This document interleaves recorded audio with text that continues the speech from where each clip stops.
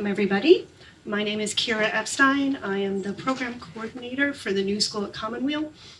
And we are here under this big top. This is our brand new tent that we're using for outdoor event spaces so that we can be comfortable and safe in coming months, no matter what may come.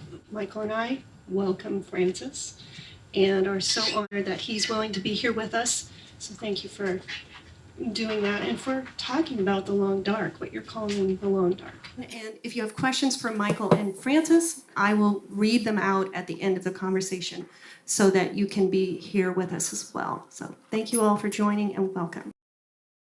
Francis Weller, welcome back to the new school. Very glad to be here. Good to be back on familiar ground. Francis, how many years have we been co-leading the Cancer Help Program together? I first began in 2013, so I guess 8 years now. Yeah. And about how many retreats have we done together? 15? 15. 15. So for 15 weeks over the last 8 years, Francis and I have sat together in the living room with 8 participants in the Cancer Help Program. We just did our 212th Cancer Help Program, the first one outdoors. Imagine just moving the whole Cancer Help Program, week-long program, outdoors.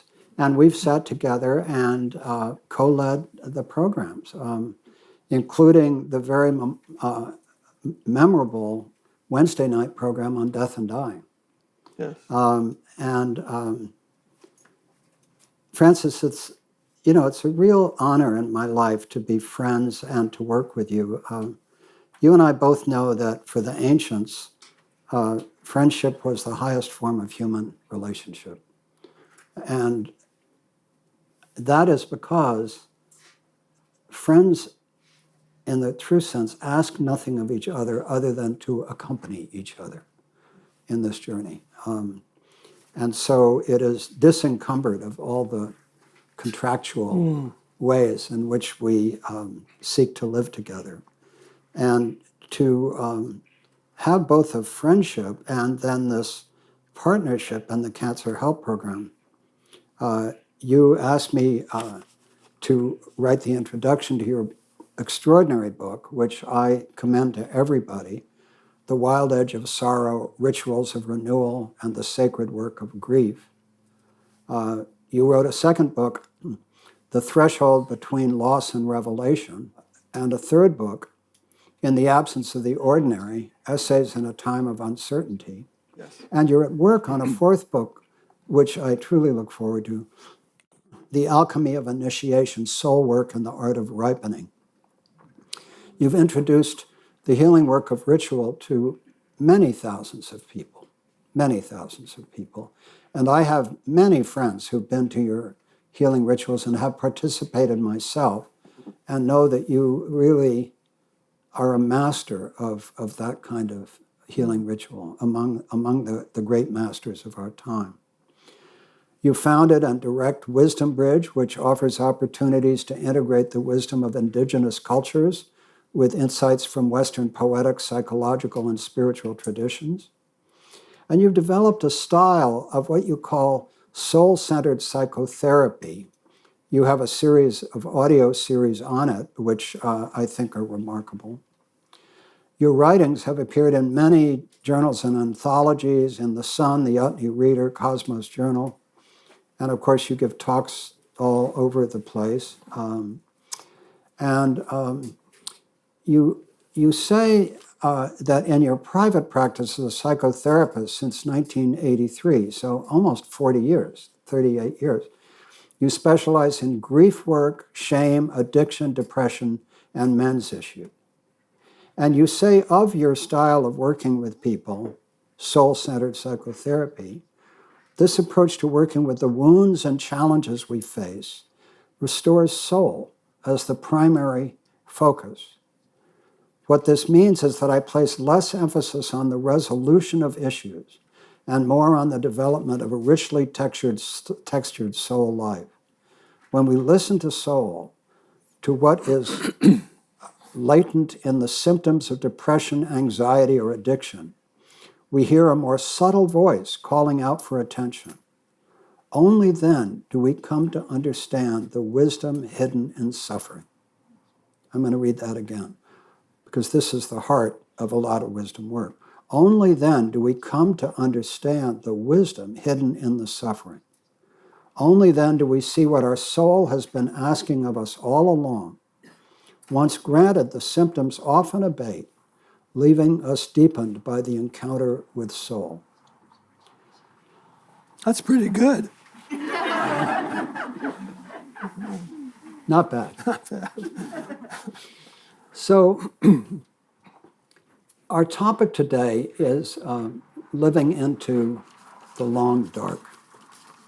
And you've written an extraordinary essay for Dwayne Elgin's new book as an introduction, Choosing Earth, a 10-page essay which I would commend to everybody as I would commend the book. But let's just start for a moment with what you were seeking to say in that essay with which you introduced Dwayne Elgin's book. What does it mean to you to live into this long dark?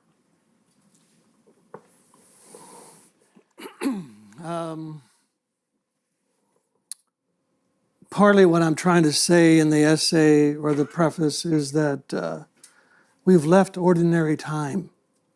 We've left the chronic addiction to increase, to rising, to success, to being dominant. The heroic quest has basically come to an end. And that this long dark is really a period of descent. That we are dropping below the surface of the common cultural fixations of success and achievement and purchases and this is a time of shedding. This is a time of letting go. This is a time of endings. And we're not comfortable with those. We like the old formulas. We like the old strategies, but they're all collapsing. And we're seeing that in racial issues and gender issues and economic issues. Certainly we're seeing it in climate. So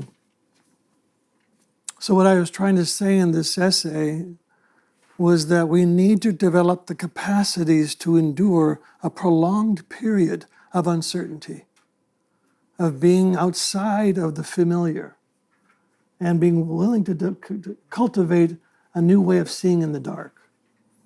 And the other part I really wanted to try to get across was that this is an invitational space. We don't know what's going to happen. And there's a possibility that this time of descent is actually a time of initiation for the species. It's a rough initiation. It's not one that we wanted to undergo, but it's one that we have now been thrown into. And we have an opportunity, I don't know how strong an opportunity, to use this time to fortify our relationships to soul, to one another, and ultimately to this planet. And if we can do that, we just might, in the long run, in the long dark, seed something possible for the generations that are yet to come. We won't see that time. That's why I'm calling it the long dark. Most of us here will not see the end of this process. But it's up to us to seed it, to begin it, to do whatever we can to ripen our own lives, our relationships, in ways that can fortify something that's sustainable long term. So those that are maybe not even born yet might find their place in this world, but there might still be a world here for them to engage. So for those, let's just start with some very simple nomenclature questions. When you speak of a soul-centered psychotherapy, or when you speak of long dark as a time when soul emerges, many people really aren't familiar with what you or we mean by soul. It's given many definitions, but what do you mean by soul? Well, I'm not speaking about it in the metaphysical, religious sense. I'm talking about it in a psychological sense. Psyche, the word psyche is the Greek word for soul. So to engage soul means to engage psyche, to engage our own deep, our own depths. So when I talk about the long dark, we could say that the fixation of the rising and now the introduction of descent takes us into the territory that is soulful. Soul has to do with what is low, what is close to the ground, what is vulnerable, what is weak, what is close to our tenderness, our grief. It isn't about strength or control or rising. It is really about dropping down to the ground. And that's where we are being taken, down into a place where humility is much more noble than mastery, where entanglement is more precious than entitlement, where responsibility is more precious than rights. This is the territory that soul takes us into. Soul lives in the entanglement between us and this incredible, sensual, erotic place we call Earth, and between friendships. Mm-hmm. That's where soul manifests itself most explicitly. We could spend days. In fact, I spent 10 weeks trying to outline what soul means. I don't think we ever got there, but soul is this multifaceted, multidimensional experience that has to do with beauty, imagination, ritual, grief, elderhood, community. Those are the territories that soul gets enmeshed in. And it's a complementarity to spirit. Spirit rises, likes to speak about the unification, unity, the one, where soul likes to get into the mess of it all. In the fray and the multiplicity, the complex territory of engagement. So both of us have learned a great deal from the great archetypal psychologist James Hillman. So in that map where spirit ascends and soul stays close to the body and to suffering and so on, is there in Hillman's sense or in your own sense a place where you would place ego? Well, I would use the term self. Self. That both spirit and soul are dependent upon something to translate that. Right. I mean, soul is utterly dependent upon me to express it. It can be a very insistent presence. You know, I remember when you read off that bio of mine, God, why'd I have to talk about grief and shame and, defeat? I didn't want to write about that stuff. Why couldn't I be the joy guy? Why can't I, the happiness guy? But my soul claimed me to talk about those things. And so I've had to be faithful to that. And that soul is utterly dependent upon me to do that. Without a self. Was what Yeats's poem, The Dialogue of Self and Soul? Do you remember that? Mm-hmm. There's a dialogue between me and soul on every given day. Its moods, its dreams, its images, its fantasies, its suffering. I pay attention to that every single day of my life. That's kind of how I orient my life.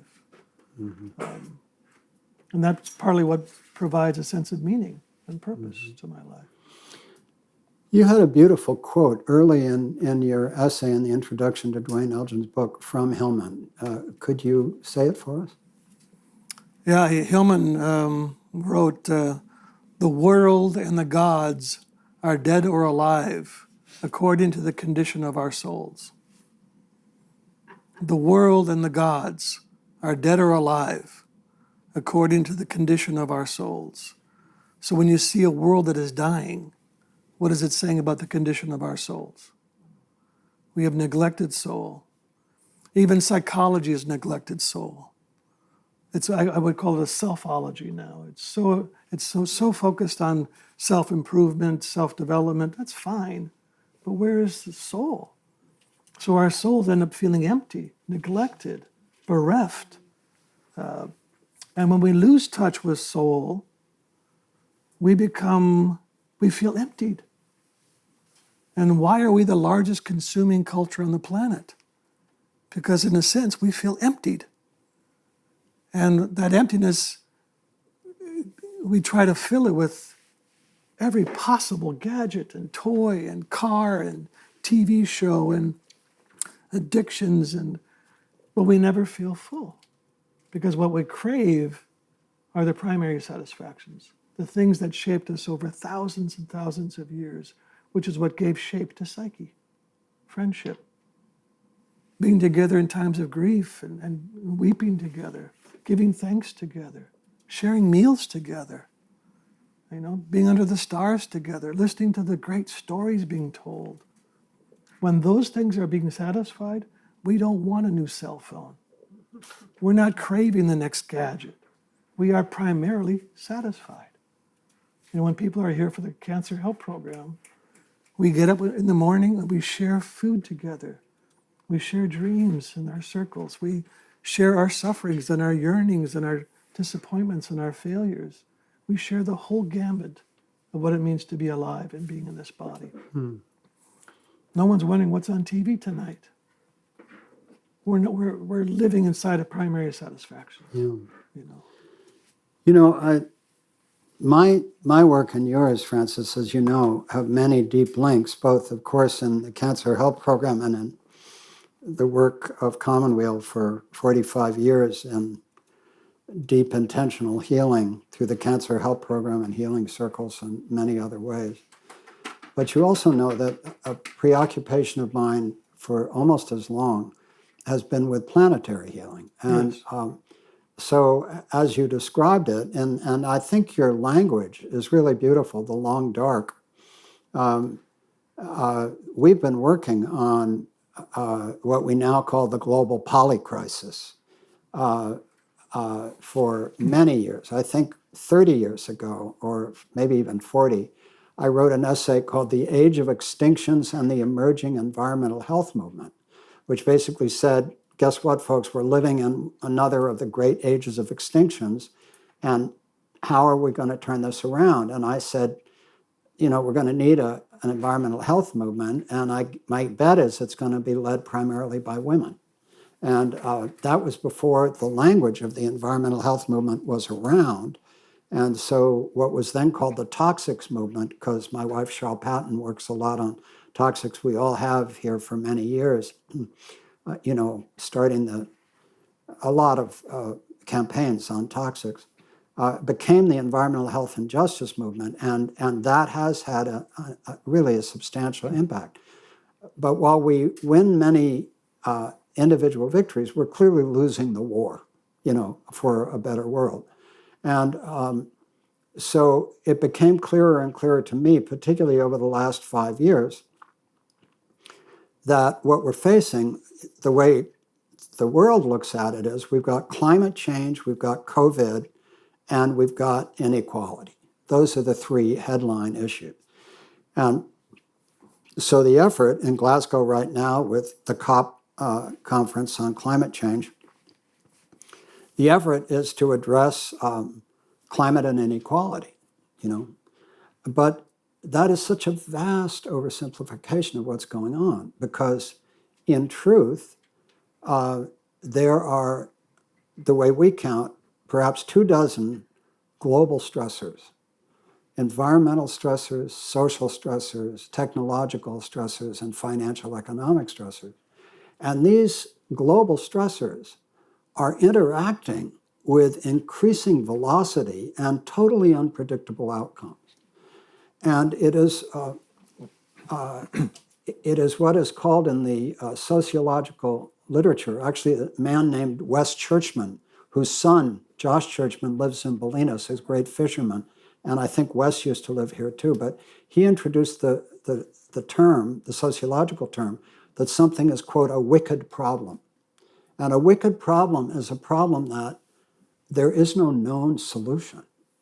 There isn't a clear way out because you don't know. You may try this or you may try that. You don't know whether it's going to make it better or worse in the long run. And so when we started this work, people, even 5 years ago, people said, what are you talking about, the global polycrisis? Focus on something doable. But then the climate thing became an emergency, and along came COVID, which, quote, nobody expected. And so the climate emergency and COVID became poster children for the polycrisis, and people began to get it.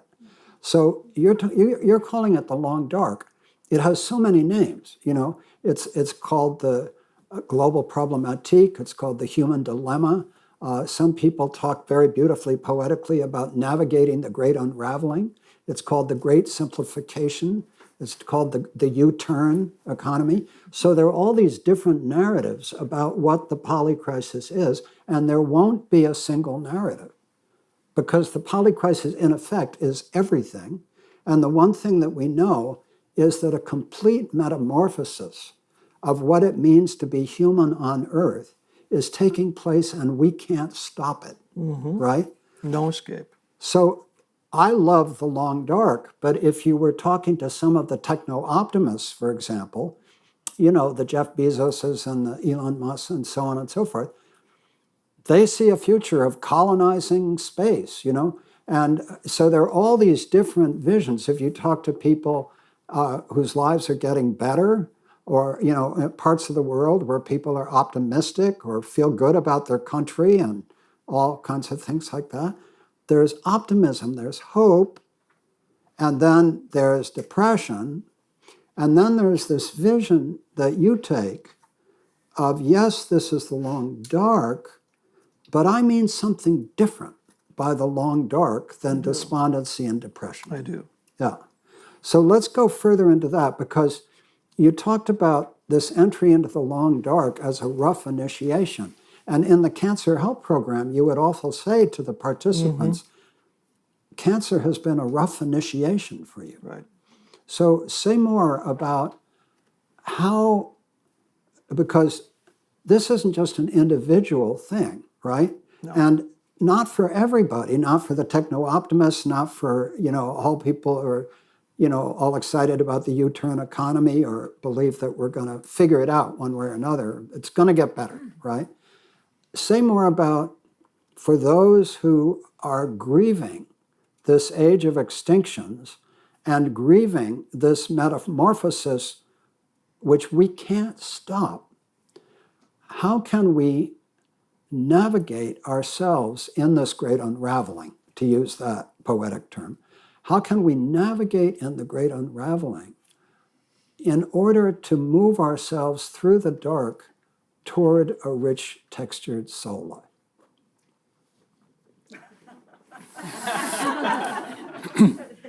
You're getting 10 minutes. 10 minutes? Okay. All right, I'll do my best. First, let me just say, these are difficult topics, okay? There is potential for a lot of panic, grief, fear, anxiety.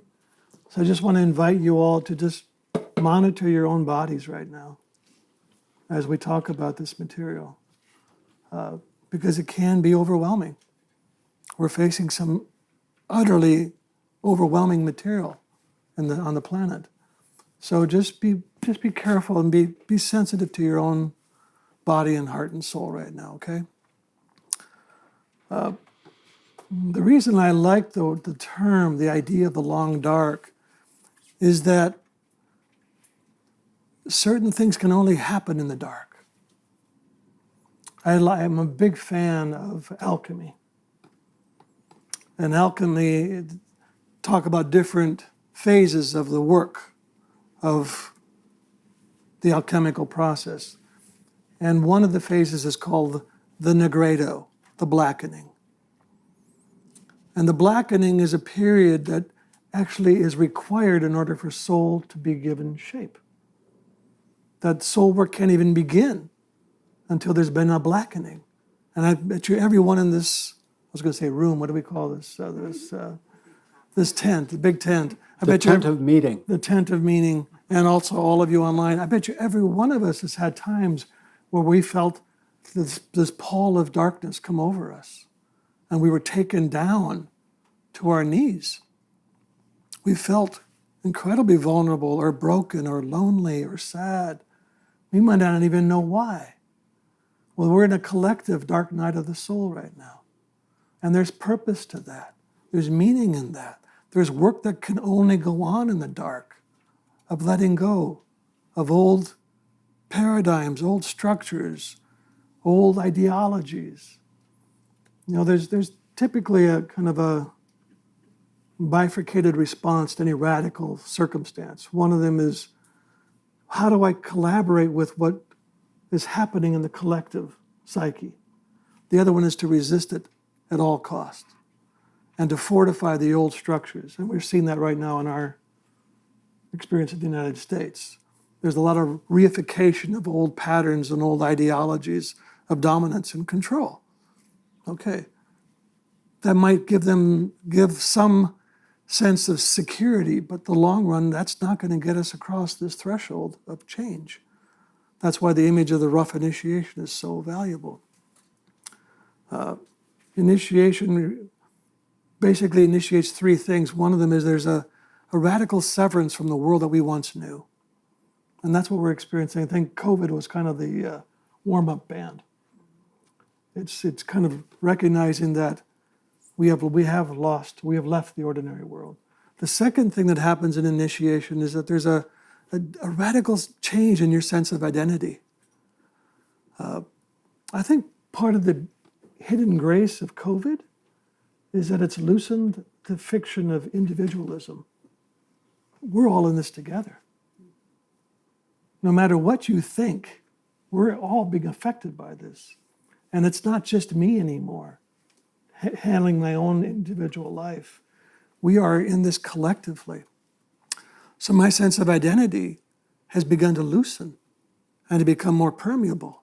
I'm connected to you and to you and to you and everything else around me.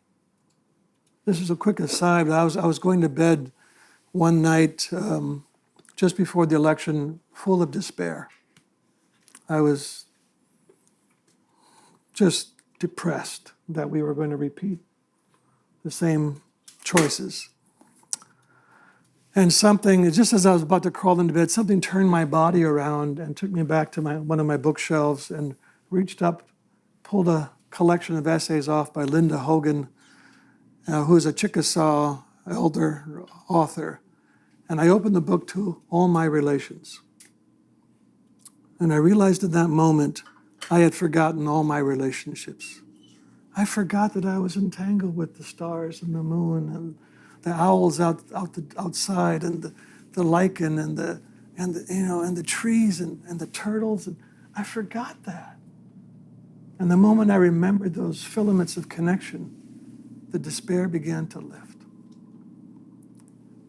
Part of what I think we have to do in the long dark is remember how incredibly entangled we are with everything.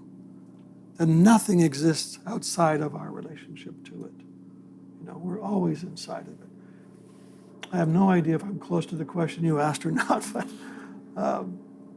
We're not here to answer questions. okay, that's true. Did I get my 10 minutes in? Anything else we want to say about that? Well, first of all, I think that's a beautiful response. There's one more thought.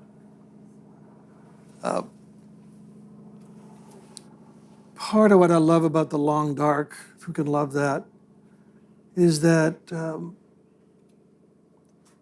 it invites us into the territory of not knowing.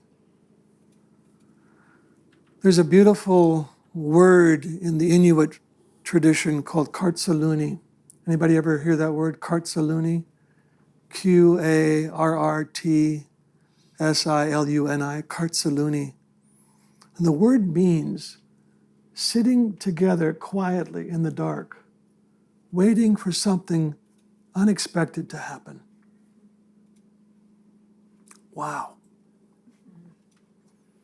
We are not going to figure our way out of this one. I don't think. I think the problems are way too complex. But I think we can't sit together quietly in the dark and become receptive to some new imagination, some new image, some new metaphor, something that begins to catch a glint of where we might need to walk together. This practice in the Inuit tradition is done before every hunting season because they have to wait until they get the song of the whale before they can go and ask it to sacrifice its life. So they have to sit quietly in the dark and wait until the next whale song is given to them. I think that's where we are. We must learn how to sit in the darkness together and not try to heroically figure this out, but to become patient enough to listen to the dreaming earth. What if the earth is a gigantic dreaming creature and we've stopped listening in our arrogance, in our hubris? What if we began to listen again to the dream of the earth, as Thomas Berry would call it, as many traditional cultures would call it? The earth is a dreaming creature. And so we have to slow down enough to practice that togetherness, which is, I also think, another one of the healing elements of what's happening right now is that we are beginning to question the ideology of my individualistic life, that it's not true. You know, many people here today and many people listening now or who will listen in the future, the grief about the earth is real, but foreground for many people in many situations is grief about their individual situations and losses. And in your book, The Wild Edge of Sorrow, you have an extraordinary set, which I think might be useful to introduce here, about the different forms that grief takes. So could you just introduce us to those gates, or whatever we should call them, because then we can weave those gates into the conversation. Yes, I sat with many hundreds and hundreds of people in grief rituals. You begin to hear all the different ways grief occupies our beings. We're familiar with the first gate of grief, which was losing someone or something that you love. And that's the only grief that really is acknowledged culturally. That's the grief when someone can say to you, I'm sorry for your loss, or I heard that your marriage dissolved, or, I'm sorry to hear that. We get that grief reflected back to us. The other four gates of grief almost receive no attention at all. The second gate of grief is the parts of us that have never known love. And we all have pieces of our lives that were either shamed or not welcomed in our families or our religious situations or educational situations. And so we had to cleave off parts of our being. We couldn't be angry, or we couldn't be sad, or we couldn't be too exuberant, we couldn't be too sensual, or we couldn't be too exuberant. Whatever it was, we were told pretty clearly what an acceptable self looks like. And so because the need to belong is so great, particularly as a child, we will shape a self that matches the expectations. And we will cleave these parts off. The problem is that these parts of us that we cut away from us, we don't just do that neutrally. We begin to adapt the same attitude towards these parts of us that they were treated with. So we hold them with contempt. I remember going to my therapist when I first started really seriously going to therapy. The first thing out of my mouth to Michael was, Michael was my therapist, not Michael. But, the first words out of my mouth was, I want you to help me get rid of some parts of me. As if these were despicable pieces of me. Weakness, neediness, my sensitivity. These are all despicable parts of me. I had to get rid of them. And of course, I failed miserably at the task, thankfully, because these are the parts that made me most human. The redemption of these outcasts was the healing. The problem is we can't grieve for something that we hold with contempt. So much of therapy is really about repairing the relationship to what has been outcast and beginning to make amends to these parts of ourselves that we've learned to judge and shame and reject. Third gate of grief is the sorrows of the world. And this one is becoming more and more what comes into the grief gatherings. It's becoming more and more what comes into my office every day. I'm hearing less and less about personal histories and more terror and grief about what's happening in our neighborhood, what's happening to our culture, what's happening to the planet. In fact, I think the patient is now the planet. That's not me. So the sorrows of the world are becoming more and more weighted in our psyches. And if you pay any attention at all, you feel the sorrows of the world most any given day. The fourth gate of grief is what we expected and did not receive. This one, I didn't even know how to name it. But when we would gather in circle and we would sing together and dance together and weep together and share food and all that, people began talking using the language of village. Oh, I wish I had a village like this. And you begin to recognize that we all long for that.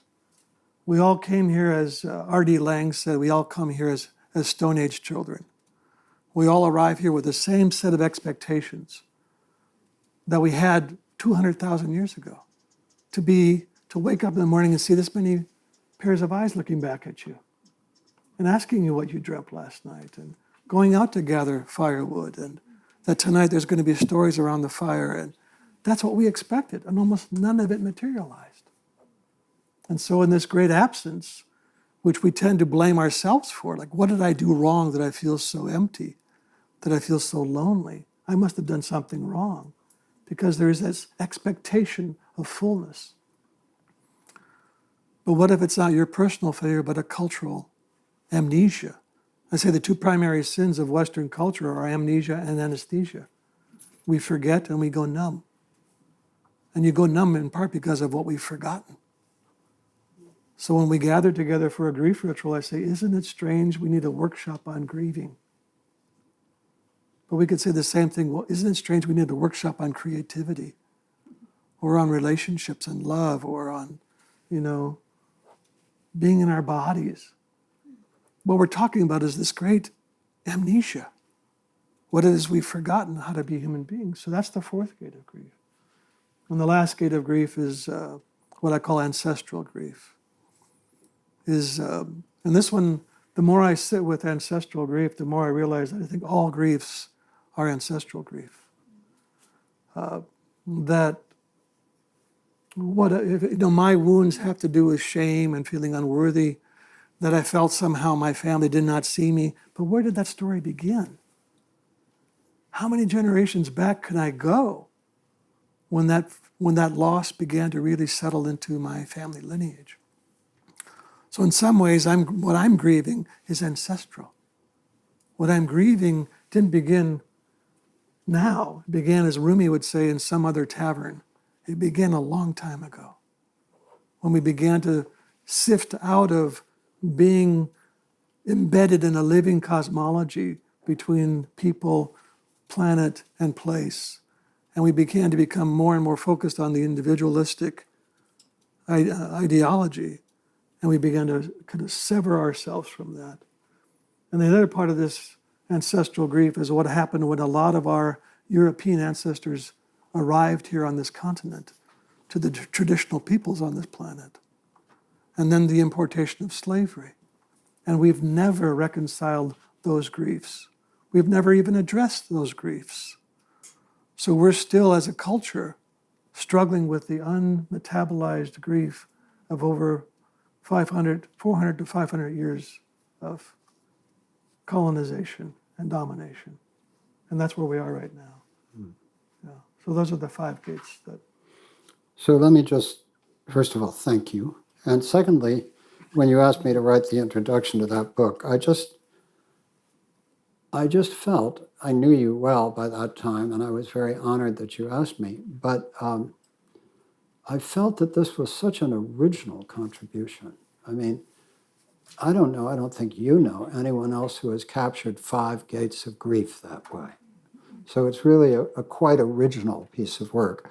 So if we just sort of take that in, the first, and you'll correct me if I get this wrong, the first one is the grief that we all think of. You lost a beloved friend or partner or parent. I'm sorry for your loss. That's the Yeah, then, I call it everything you love, you will lose. right. Then what do you call the second briefly? The places that have not known love. The places that have not known love in ourselves, Yes, and how you can't grieve what you hold in contempt. yes, And therefore, to recover those, you have to see them as valued parts of yourself yes. in order to grieve. Yes. Okay. And then the third, what do you call? The sorrows of the world. The sorrows of the world. And then, as you said, the planet has become the patient. Yes, And more, that's what is coming into your office. yes. And then the fourth, what do you call what you expected but did not get? Do you Did have? not receive, yes. Yeah. And there you speak of just all the parts of us that come into the world full of hope and joy, and then are shaped in a way that we can't find it. It's shaped by absence. Yeah, But what does not materialize, we shape something that tries to adapt to emptiness. right, exactly. Yeah.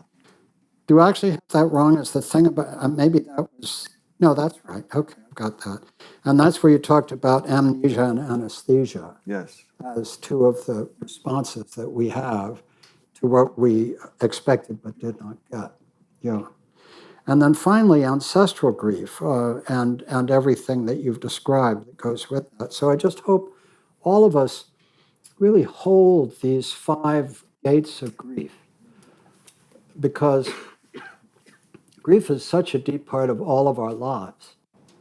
And usually we just think of it in terms of our loss and then other losses, but to hold it the way Francis holds it, the individual losses, the parts of ourselves that weren't welcome, the griefs of the world, what we expected but did not get, and the ancestral griefs. Somehow, when you face an intractable set of problems, one of the ways of working with it is to work out what are the pieces. In the Cancer Help Program, we do this regularly. When we talk about the evening on death and dying, one of the things we say is, what are your beliefs about this? What are your feelings about this? And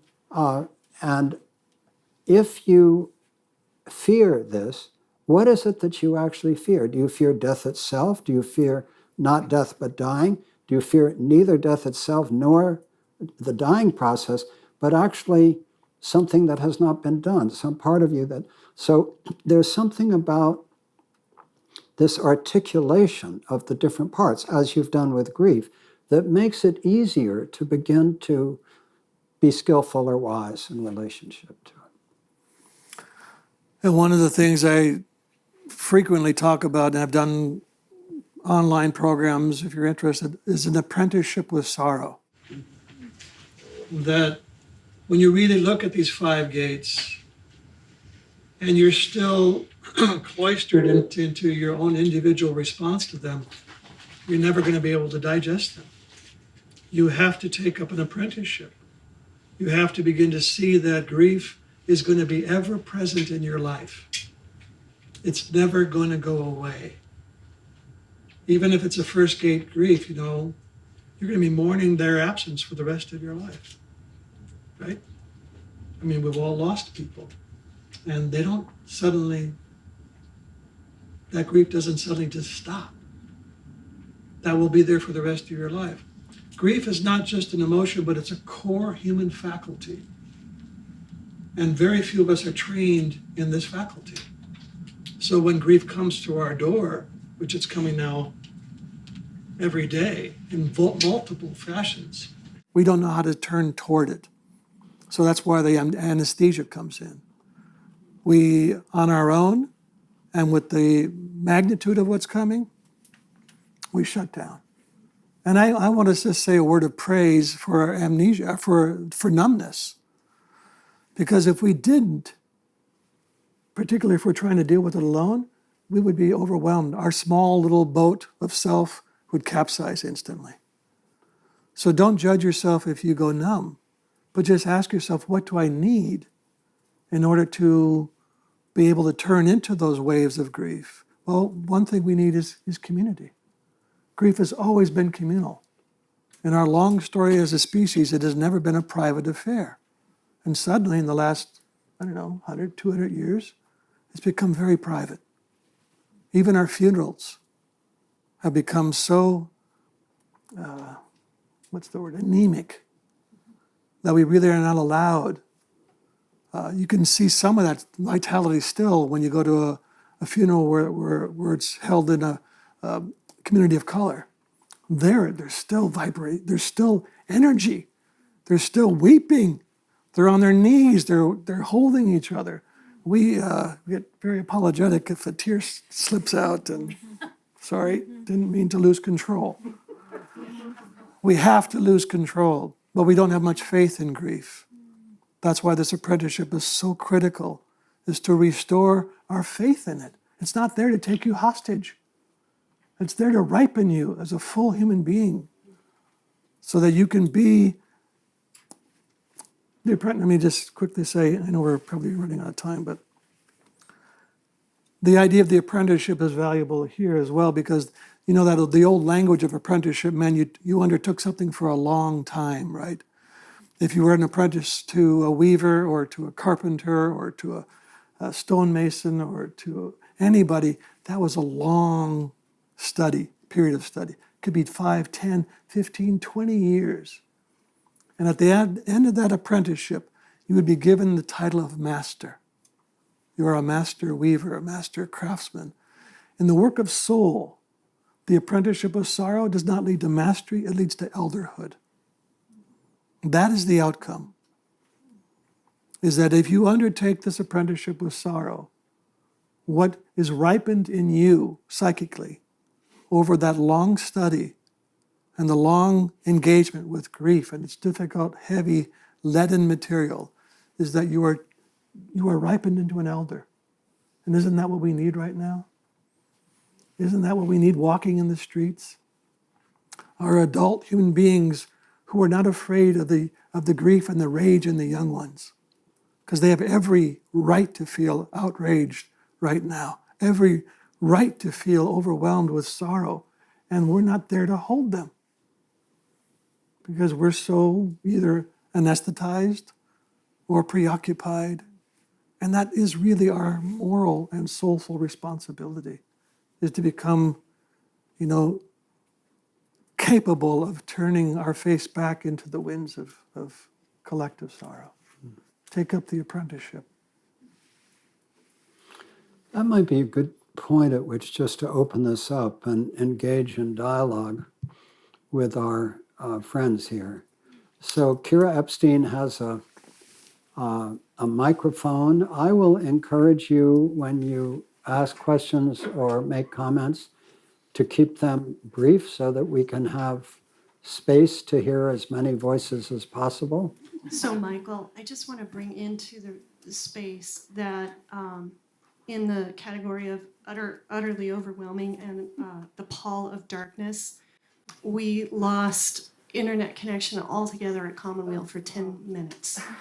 So we lost all of the people that were on the webinar, and 31 of them have stalwartly come back on. And there is one question from the internet, but I just wanted to, bring that into the room to say that they suffered greatly, and we had our own little polycrisis going on here. So. Well, and let me just say in that regard, this is happening everywhere right now. Everything, supply chains, everything else. I was just talking to my physician yesterday who's trying to, get tests and stuff together for people. Things aren't working very well right now, So this really is just an opportunity to acknowledge that what is going on right now is part and parcel of it all. So, Kira, do you have questions from the thing? We have one question here from Susan, and she says, I personally would be interested to know more about how Francis supports others in their grief while also holding space for his own. Can one truly grieve while supporting others in their grief at the same time? Could you repeat the question also, Francis? As far as I understood it, how do I work with people dealing with grief and Hold his own. hold my own at the same time? Yeah. I don't. When I'm holding a grief ritual, I am not tending to my own grief. I might feel it come up. I might feel a moment of it touching me. There might be some tears, but my job is much more focused on creating the containment field that's strong enough to hold the intense waves of grief that are going to be coming into the room, that are coming in the room. Some of you have been there with me. What comes in the room is powerful. And if I'm caught in my own grief at that moment, there's too many leaks in the container. So alchemy would say that the vessel has to be well sealed in order for the heat of that moment to build adequately to help people get to the edges of letting go of control. It takes a lot of faith and trust to let go of control, to fall to your knees and weep side by side with other people. So no, that's my job. The good news is I also have my own places where I take my grief. So I definitely have spots that are capable of holding me, and if I didn't, I would, I'd be drowning in it as well. So, Who has questions? Please raise your hand. I have been reflecting in my elderhood and my service to future generations at how to grieve on that level, how to get up each morning, which I have no problem getting up happy and singing, but where we are in the flow of time as a species. Did you get that, Francis? yeah, I think so. Thank you. The core of it, I guess, is that where we are collectively is basically a species biodiversity collapse. How do I define grief in the face of that? Is that a fair paraphrase? Okay. We don't know what's going to happen. What we do know is that if my heart refuses to acknowledge that, I won't be present to participate in any acknowledgement of it. And then those disappearances will go out silently and unacknowledged. So it's our job to witness and to keep our hearts as open as possible to every disappearance, every silencing. So when we drive past something like a clear cut, or we see the body on the side of the road of the fox, we acknowledge that. If my heart closes to that, I dishonor that disappearance. It's also good manners that I do whatever I can to acknowledge the sorrows of the world right now. This is, again, part of that apprenticeship, that we have to keep acknowledging what's going on. And that takes great courage, which the word literally means full heart, right? Courage, full heart. So our hearts have to, and grief is really about love. Grief is my way of acknowledging that something has penetrated me and has meaning to me, and I'm going to miss you.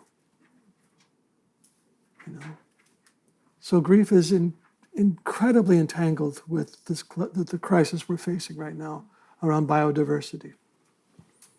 And it might be the broken heart that has any possibility of salvaging anything, rather than the strong, heroic approach. I think it's the broken heart.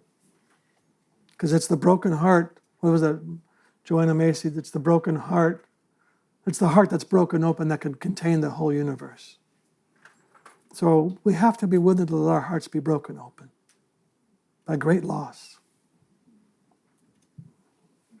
Thank you for that question. Francis, I don't know if you can talk about this, but because we're working in the moment, something happened to you. Yeah. Can you say what happened to you then? No, or not?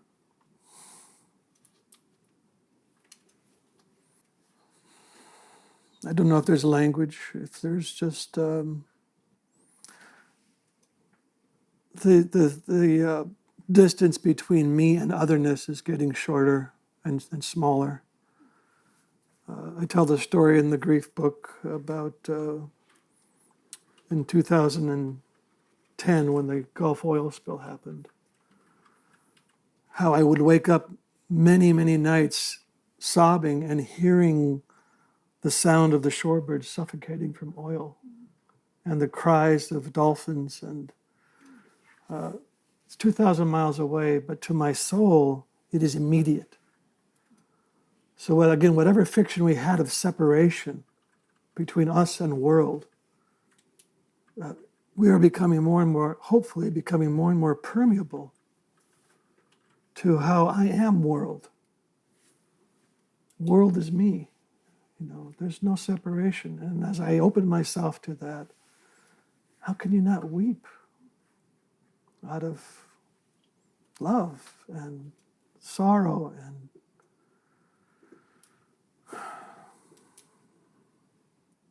no, that's all I can say. You do a lot of speaking.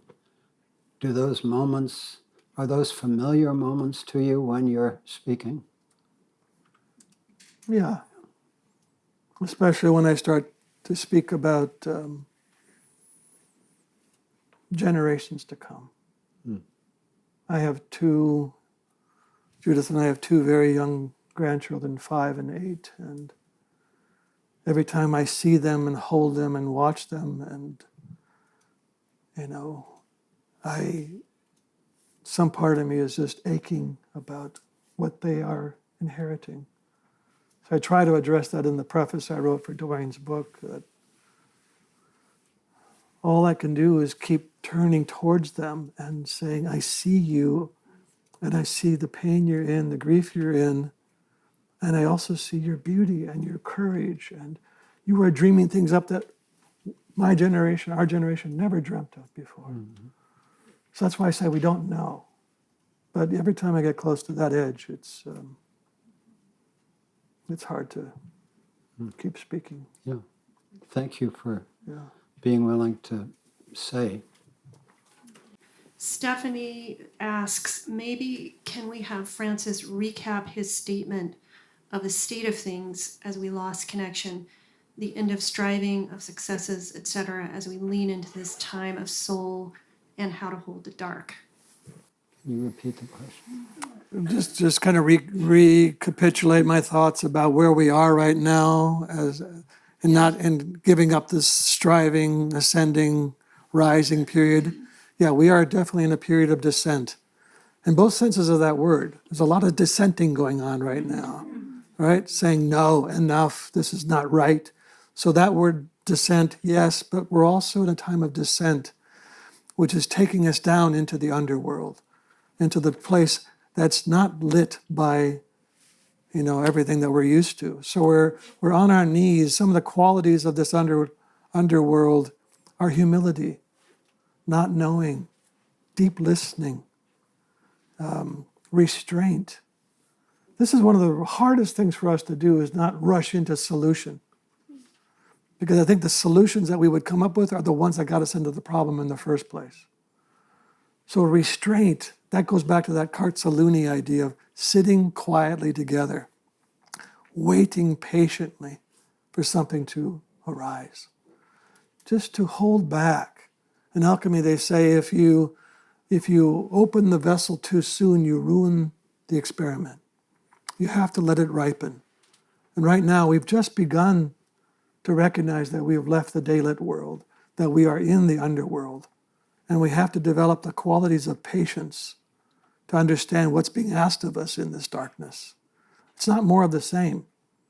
It's asking for a radical alteration in the way that we relate to one another, to the ground that we're that we walk upon, and to soul, to spirit. So something else has to come up out of the ground. What the Andalusian people would call it, from the duende, the black soil, the black soul. Something has to come up out of the ground and inform us. Maybe just to remind us what it looks like to be human beings, walking in regard for the world. I hope we got there. I'd like to explore a subject that I've been sitting with. We've talked about your work, Hillman's work, a soul-centered psychotherapy, very much along the lines of where Hillman is. And Hillman doesn't have a lot of use for the ascending spirit dimension. So I want to speak up for spirit for Absolutely. a moment, right? Because the fact of the matter is we just had a fall gathering here with 40 people, most of them young, wildly diverse people of all different ethnicities and gender orientations and so on and on.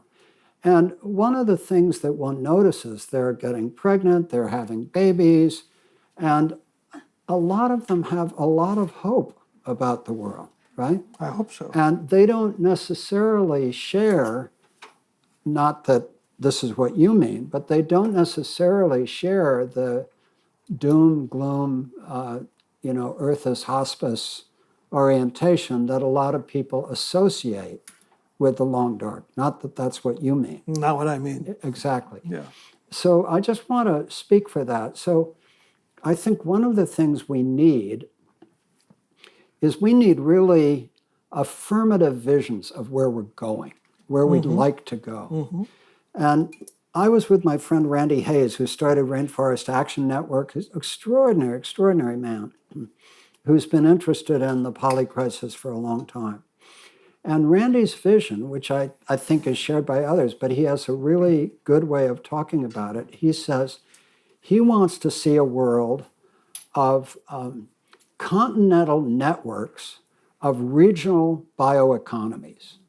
He wants to see a world of continental networks of regional bioeconomies. Now, what I would add to that is I would say I would love to see a world of continental networks of regional bioeconomies, each consisting of biolocal communities. So each regional biolocal economy would consist of a whole network within itself of biolocal communities. So, it may be a very hard path to get there. But the fact remains that humanity is an incredibly weedy species. We can survive under all kinds of conditions, and it may get very, very rough. Yeah. But the fact remains that we're not entirely likely to wipe humanity off the planet completely. It's more likely that in this metamorphosis, some form of humanity will be part of whatever emerges from this bottleneck of biodiversity that we're passing through, where we know that only a portion is going to make it through to the other side. Yeah. So to me, the question is, how do we work with courage and fortitude and commitment?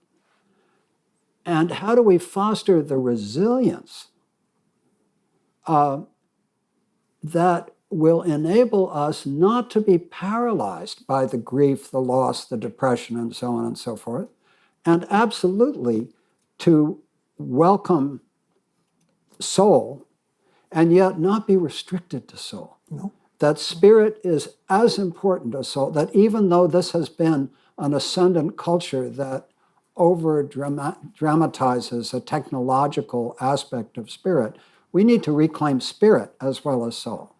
And we need to reclaim it in a different way so that it is not colonized by the economy, by technology, by finance, and so on. So I believe that to be possible. And even if it turns out not to be true, that's the side I want to be fighting for. I want to be fighting for the possibility that we can retain in this transformative period of time those aspects of being human that we believe in. Yeah. And it's going to be a fight, but it's a fight that we should welcome. because we have no choice. Nope. And that's where we are. So I just wonder what reflections you have about that. I'm certainly not against spirit, by the way. I would like to see, the reason I focus so much on soul is that in the old cosmology, there were three layers. There was the spiritual layer, there was called the macrocosm, and then there was the mesocosm, and then the microcosm. There was the heavens and the earth. When we got rid of soul, we lost the relationship between spirit and matter. And spirit became abstract, and matter became dead. And when matter becomes dead, you can do anything you damn well please to it. You can strip mine it, you can clear cut it, it's just commodity. I want to see the mesocosm reimagined so that spirit can become, spirit can matter, and matter can become sacred again. So that conversation can be reignited again. And I think that's one of the reasons why I speak so much about soul. I think that's why Hillman spoke. Hillman would say that soul has always been the stepchild between, I forget the three, that self and spirit, self, and soul. Spirit and self get lots of play, and soul has been the outcast. And so, But it's possible that we move so much towards soul that we forget spirit. I'm not worried about that in the least. Okay. We are so far away from that. So far away from that. But I do think that they want each other. There's beautiful paintings by William Blake of spirit and soul kind of embracing each other, you know. Michael Mead had that wonderful line. He says, soul is forever trying to get spirit laid, you know. To come down to earth, to be here with the mess of it. So that would be a wonderful way to imagine it. But it's a conversation between those two, not antagonism and certainly not separate. Yeah. They feed each other. I think soul is in love with spirit, and spirit is in love with soul. Hold that image. Soul is always trying to get spirit laid, right? Well, Francis, any final closing thoughts? I have loved this. I always find it so rich to be in conversation with you. I look forward to our next Cancer Help Program. Me too. And I just love the fact that, you know, when you and I prepare for these things, we actually want to leave it alive and open. Yeah. Actually, I wanted to ask you, you have a beautiful poem or fragment of a poem about a dark god. Can you offer us that? Yeah. It's a little fragment of a poem by Rainer Maria Rilke, the Austrian poet. He said, and yet, no matter how deeply I go down into myself, my God is dark, and like a webbing made of 100 roots that drink in silence. And yet, no matter how deeply I go down into myself, my God is dark, like a webbing made of 100 roots that drink in silence. So the last thing I would say is that grief is always companioned when we open to it by gratitude and joy. It is not a depressive state. It is not a place of, oh, damn.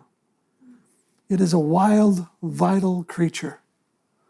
And when we are willing to engage it and let it have its way with us, even a little bit, we become alive again. We feel animated, anima, soul. We feel alive again. And in that place, I have felt more joy since I began doing grief work than I had in the first 2/3 of my life. So I'm not saying that the long dark is going to be dour or depressive. It's going to be hard. But I hope we dance a lot, and that we sing a lot, and we do gratitude together, and that we find our thin way to that other shore with hopefully leaving enough food for the next generations to come, right? So Thank you, Michael. Thank you all. Francis Weller, psychotherapist, writer, soul activist, author of The Wild Edge of Sorrow, Rituals of Renewal, and the Sacred Work of Grief, author of The Threshold Between Loss and Revelation, and author of In the Absence of the Ordinary, Essays in a Time of Uncertainty, and working on a fourth book, which we eagerly await, Me too. The Alchemy of Initiation, Soul Work and the Art of Ripening. Thank you all for being Thank you. here with us. And let me just say again, if you can find it in your hearts to continue to support the work of the New School, it matters.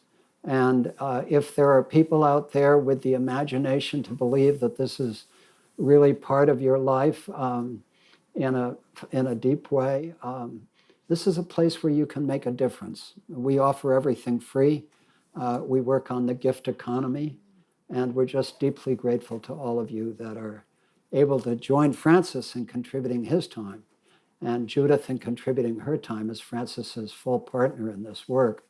And so it's a joy to be with you.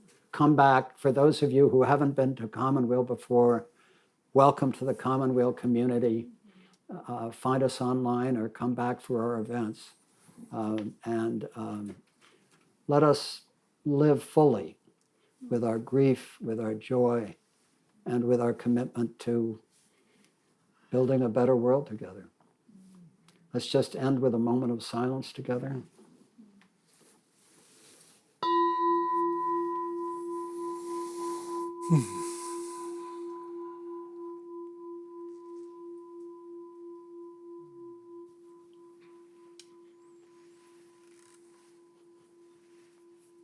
Thank you all. Thank you, Francis. Thank you, Michael. Yeah. Thank you, Kira. Thank you, Ken. Thank you, Jacob.